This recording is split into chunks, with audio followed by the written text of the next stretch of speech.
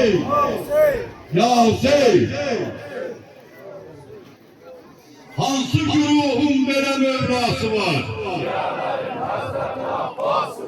Hansı güruhun belə Mevlası var?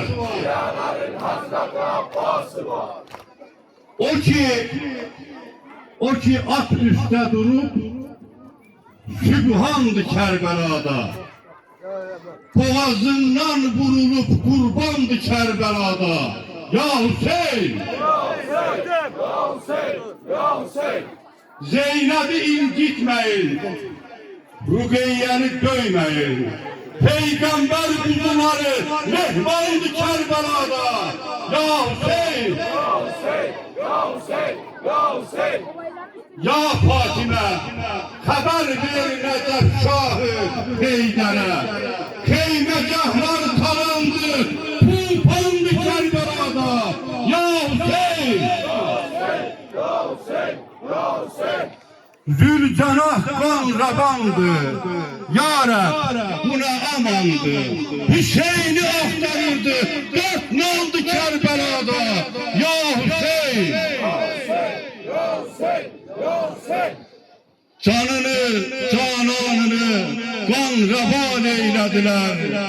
Allah da Hüseyin'ine hayranlı Kerbela'da. Ya Hüseyin! Hansı güruhun belə Mevlası var? Hansı güruhun belə Mevlası var? Hasan yar Ali de Ali. Hasan yar Ali de Ali. Hasan yar Ali de Ali. Kasım'ın gül kepeni vay vay. Kasım'ın gül kepeni vay vay.